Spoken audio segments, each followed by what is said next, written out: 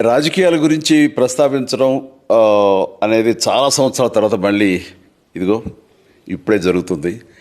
దానికి ప్రధానమైన కారణం తమ్ముడు పవన్ కళ్యాణ్, అలాగే చంద్రబాబు నాయుడు గారు తెలుగుదేశం నుంచి, బీజేపీ నాయకత్వం వీళ్ళందరూ ఒక కూటమిగా ఏర్పడ్డారు. అది చాలా సంతోషం, మంచి పరిణామం. ఈ సందర్భంగా మరీ ముఖ్యంగా ఈ రోజున నేను ఇట్లాగా మాట్లాడడానికి ప్రధానమైన కారణం నా మిత్రుడు, చిరకాల మిత్రుడు సీఎం రమేష్, అట్లాగే పంచగల్ రమేష్ రాజకీయంగా అరంగేట్రం చేసింది నా బ్లెస్సింగ్స్ తోటి. అది తను.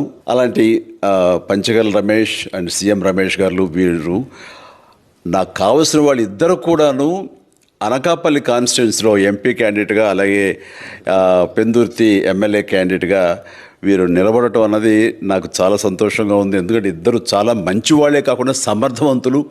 ఇలాంటి వాళ్ళు అలాంటి కాన్స్టిట్యున్సీకి, దాని అభివృద్ధికి ఎంతగానో దోహదపడతారు అన్న నమ్మకం నాకు చాలా ప్రగాఢంగా ఉంది. ముఖ్యంగా సీఎం రమేష్ గారికి కేంద్రంతో ఉన్నటువంటి సంబంధాలు, అనుబంధం ఇది మరీ మరీ ప్రత్యేకం. నాకు అది ఎప్పటి నుంచో తెలుసు.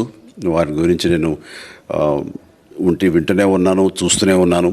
అండ్ ముఖ్యంగా ఆ కాన్స్టిట్యున్సీ, అనకాపల్లి కాన్స్టిట్యున్సీ అభివృద్ధికి ఈయన పరిచయాలు, కేంద్రంతో ఈయనకున్న సత్సంబంధాలు ఎంతో ఉపయోగపడతాయి. తద్వారా రమేష్ అలాగే మిగతా ఎమ్మెల్యేలు అందరూ కూడా ఎవరైతే అభివృద్ధి చేయాలి ఆయా ఎమ్మెల్యే నియోజకవర్గాలు అనుకున్నారో అవన్నీ కూడా సజావుగా సాగిపోతాయంటానికి దాని వెనకాల సీఎం గారి కృషి డెఫినెట్గా ఉంటుందంటే ఎలాంటి సందేహం లేదు.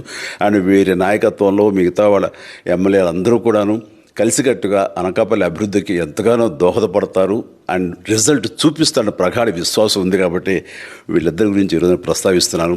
మీ అందరి ఆశీస్సులు వీళ్ళకి ఉంటాయని ప్రగాఢంగా నమ్ముతూ సెలవు తీసుకుంటున్నాను. ప్లీజ్ వారిని గెలిపించండి. అనకాపల్లి నియోజకవర్గం యొక్క అభివృద్ధిని మనందరం చూస్తాం.